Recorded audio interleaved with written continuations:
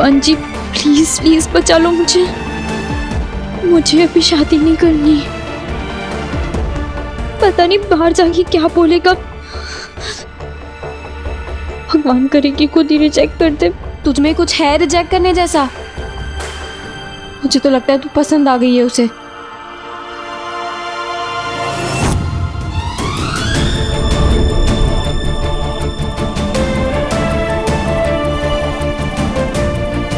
I love you Sameer, I love you Sameer, I love you Sameer, I love you Sameer.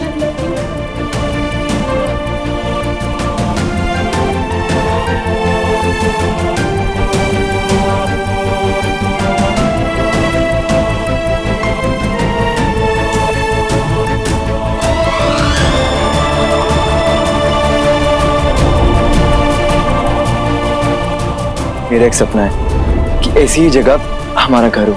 हमारा मतलब तुम्हारा और मेरा।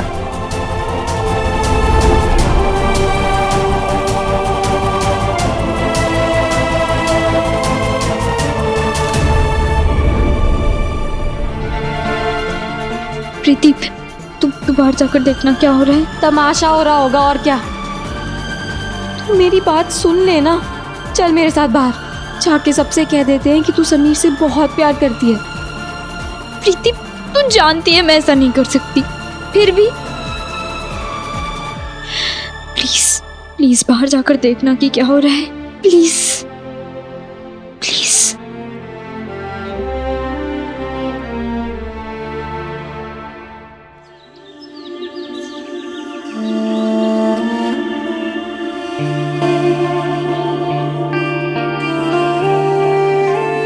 छुट्टियां चल रही थी तो नैना से मिलना नहीं हो पा रहा था। हम दोनों को नहीं पता था कि एक दूसरे की लाइफ में क्या चल रहा था। इतने जब तब करके कोई नया सुपर पावर तो मिला नहीं, लेकिन एक पावर जो पहले से ही था वो और भी स्ट्रांग हो गया। इंट्यूशन, यानी कि पूर्व आभास। माँ ने टिफिन में क्या दिया होगा से लेकर कौन सा रास्ता खतरनाक हो सकता है ये सब अंदाजा लगा लेता था मैं इंट्यूशन से। और उस दिन मेरा इंट्यूशन मुझसे ये कह रहा था कि नैना मुझसे दूर जा रही थी, और मैंने भी तय कर लिया था कि मैं भी उससे और उसकी यादों से दूर चला जाऊंगा, बहुत दूर।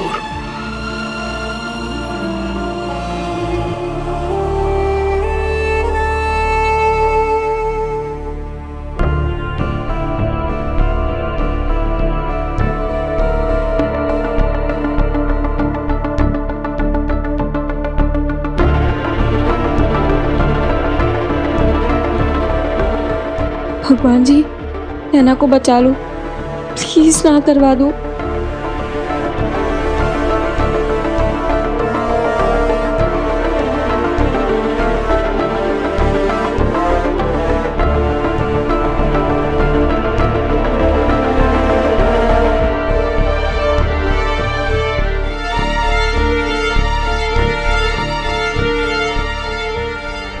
बहन जी मुबारक हो।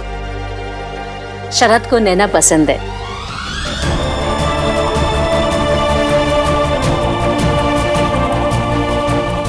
ओ भाई, अरे प्रीति नैना को बता दे रिश्ता पक्का हो गया, उसका मुंह भी मीठा करा दे।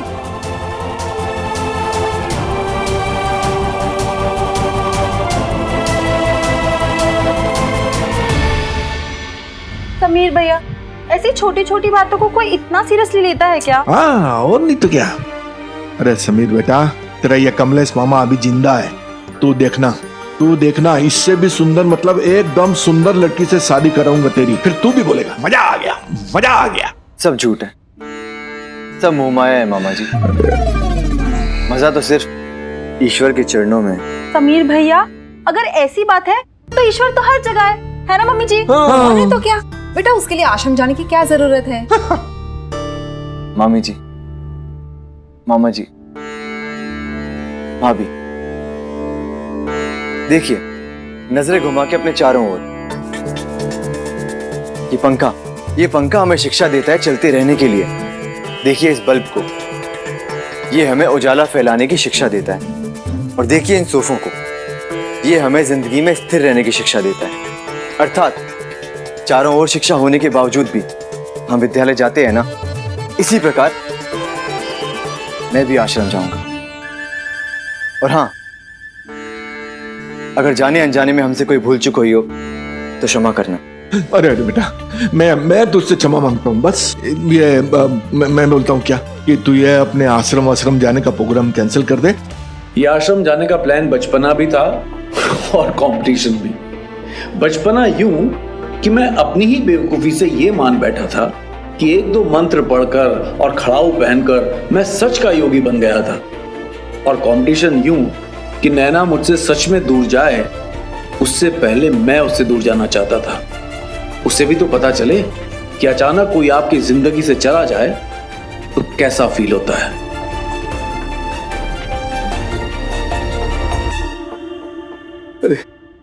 अभी तो विशाखा बेन ही इसे रोक सकती है और कोई चारा नहीं है नहीं? है नहीं? क्या है नहीं कर रहे आप? हाँ, मैं कब से आपसे कह रही हूँ ना कि विशाखा दीदी को फोन करके बता दो, पर आप तो मतलब ताने बाद में मारेगी, अभी फोन लाके देगी। फोन लाके देगी, यही खड़ी रहेगी? जी मम्मी। जा फोन लेके। अरे भगवान, विशाखा बेन को क्या जवाब दूंगा? बहन जी, क्या बात है? नैना की चाची खुश नहीं लग रही है। नहीं, ऐसी कोई बात नहीं है। खुश क्यों नहीं होगी? असल में बिन माँ की बच्ची है, बचपन से ही माँ की तरह पाला है उसे। अब उसके जाने के ख्याल से इसका दिल भर आया है ना बिना? जी, हम समझ सकते हैं। बीना, मैं ये कह रहा था कि अब जब बात पक्की हो गई है तो लगे हाथ शगुन भी करवा दो। हाँ, बिल्कुल। अब मैंने कहा था ना, शुभ कार्य में देरी क्यों? हाँ जी। नैना को ले आओ जाके। नैना, बेटा नैना कहाँ है?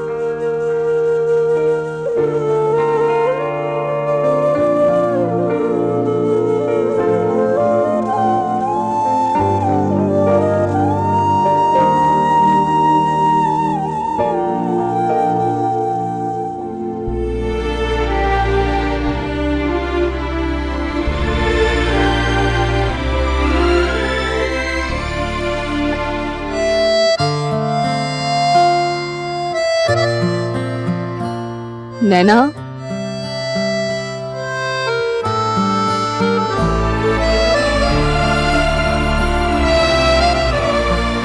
चुप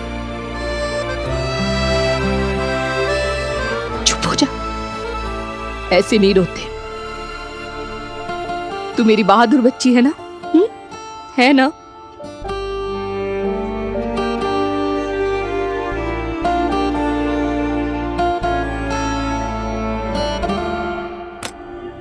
यार समीर, ऐसा मत कर प्लीज यार, एक बार फिर सोच ले यार, एक बार फिर से सोच समझ कर ही मैंने ये निर्णय लिया है। यहाँ रहूंगा, नैना की याद मेरी राह में बाधा बनती रहेगी।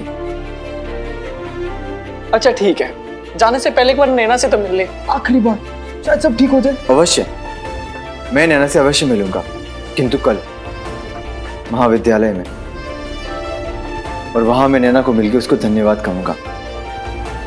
यदि नैना मेरे जीवन में ना आती और मेरा हृदय ना दुखाती, मुझे मुक्ति का ये रास्ता नहीं मिलता।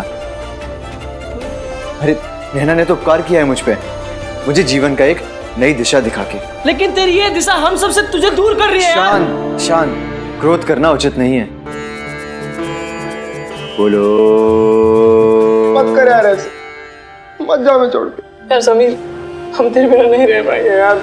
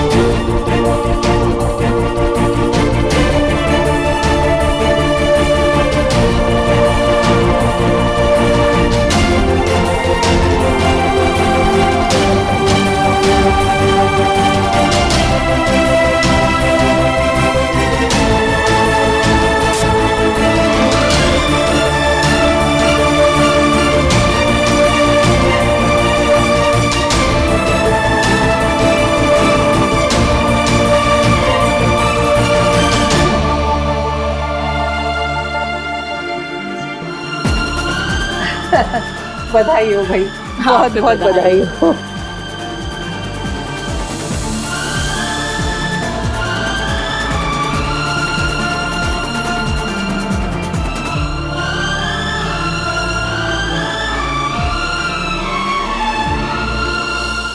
बहन जी, मैं सोच रही थी कल तीज है, तो आप नैना को अच्छे से तैयार करके साड़ी वाड़ी पहना कर चौक वाले मंदिर भेज दीजिएगा। वो क्या है ना, हमारे साथ तीज भी मना लेगी और हमारे रिश्तेदारों से भी मिल लेगी। कल? हाँ, लेकिन बहन जी कल तो इसका कॉलेज खुल रहा है।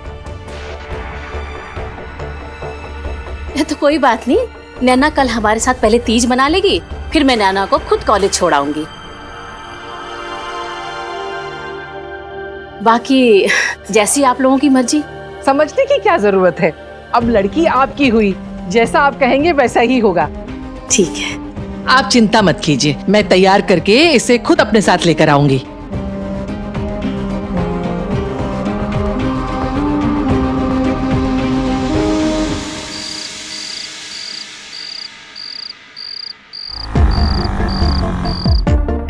बेला, ये जो भी हुआ ना, अच्छा नहीं हुआ। एक बात बताइए, हमारे हाथ में कुछ है? हाँ नहीं ना? ऐसा लगता है हमें फैसला करने का कोई हक ही नहीं है। सगुन भी हो गया और कल तीज के लिए बुला भी लिया, शायद 2 दिन में शादी भी हो जाएगी और हमें इनविटेशन भी मिल जाएगा ऐसे अचानक।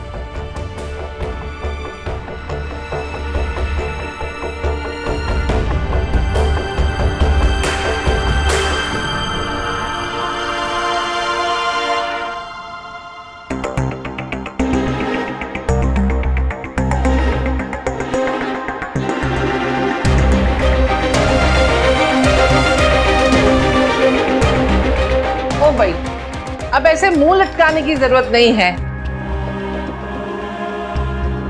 अरे मैं तो कहती हूँ नैना का काम बहुत बढ़िया हो गया।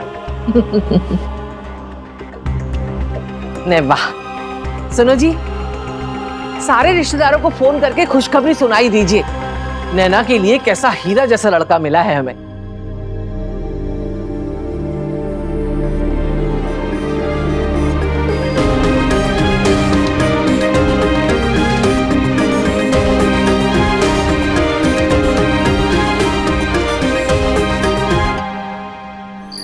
बेला, अच्छे से लगाना मेहंदी, रंग गहरा होना चाहिए, समझी?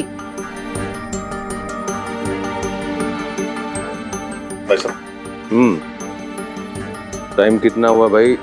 हाँ, अभी एसटीडी कम हो गया होगा ना। जय श्री कृष्णा बुआ जी। बुआ जी, ये खुशखबरी है, अपनी नैना की बात पक्की हो गई है। बुआ जी, आपको भी बहुत बहुत मुबारक हो। और हाँ, अर्जुन आए तो उसको भी ये खुशखबरी दे दीजिएगा।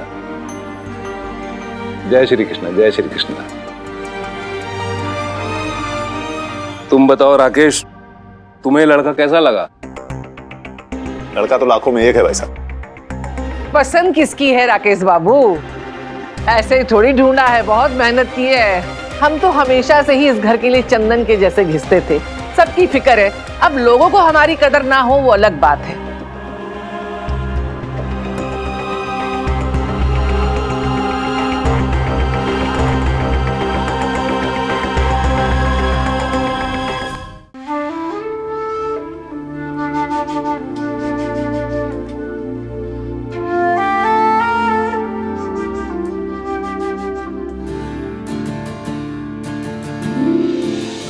देख रही है, एस।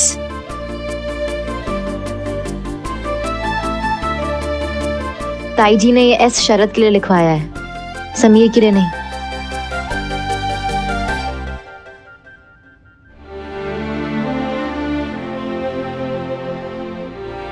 यहाँ मेरी जान निकले जा रही है और तुझे मजाक सूझ रहा है तो कुछ करती क्यों नहीं? क्यों जाके नहीं बोलती थी सबसे कि तुझे ये शादी नहीं करनी? हाँ, मुझे देख, मैं हूं तेरे साथ। चल जाके सबसे साफ साफ कह देते हैं कि तू ये शादी नहीं करना चाहती। क्या कहेंगे और क्या होगा कहने से? चाचा जी भी तो कह ही रहे थे ना, जब उनकी किसी ने नहीं सुनी तो हमारी कौन सुनेगा? पापा, ताऊजी, ताई जी अपना फैसला सुना चुके हैं। अब मेरे चाहने ना चाहने से कोई फर्क नहीं पड़ता। तुझे चुप रहना है ना तो रह, मैं चुप नहीं रहूंगी। ये शादी, ये तमाशा, ये नाटक ना मैं नहीं होने दूंगी, चाहे इसके लिए मुझे कुछ भी करना पड़े। अब कुछ नहीं हो सकता प्रीति, कुछ भी नहीं।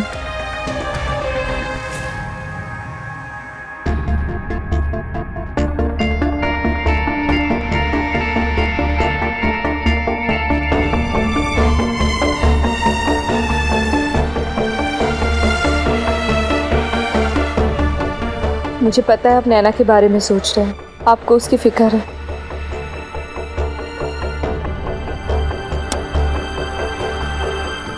आधी रात हो चुकी है, थोड़ी देर तो सो जाइए। कैसे सो जाऊं बेला? आज नैना की आंखों से उसके सपने छीन लिए गए और मैं सो जाऊं?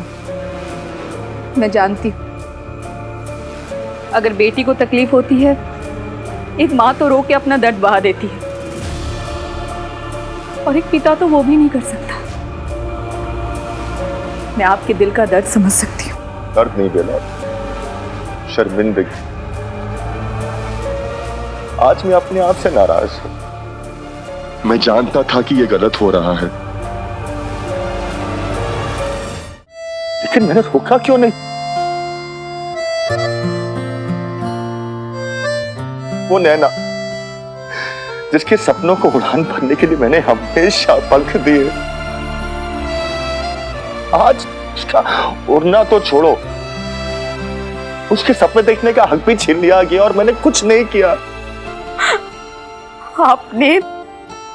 आपने कोशिश तो की ना। हम नैना के मम्मी पापा नहीं है, हमारे रिश्ते की एक सीमा है। लेकिन बेला, मैंने ही उसे सीमा के पास सपने देखना सिखाया था। अब कल सुबह होगी, हम दोनों एक दूसरे के सामने आएंगे। मैं उसे क्या कहूंगा? नजरें कैसे मिलाऊंगा उसे मैं? देखिए, आप ऐसे टूट नहीं सकते। आप नैना की हिम्मत है, नैना को आप ही को संभालना है, समझाना है। आप ऐसे टूट जाएंगे तो मैं अपने आप को नहीं समझा पा रहा हूँ बेला, उसे क्या समझाऊंगा? बस सब ठीक हो जाएगा।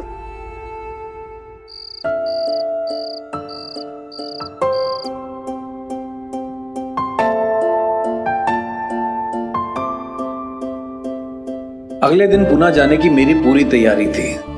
दोपहर 2 बजे प्लेटफॉर्म नंबर 2 से गाड़ी छूटने वाली थी। मेरी अटैची में कुछ कपड़ों के अलावा ज्यादा सामान नहीं था, पर फिर भी मेरी अटैची खाली भी तो नहीं थी। मेरी अटैची में नैना का दिया हुआ दर्द, मुन्ना पंडित का गुस्सा और घर वालों की मायूसी भी तो थी। पर मुझे तब कहां पता था कि किसी की गलियां इतनी आसानी से नहीं छूटती, क्योंकि रास्ते हमारे मन से नहीं, हम रास्तों के हिसाब से चलते हैं।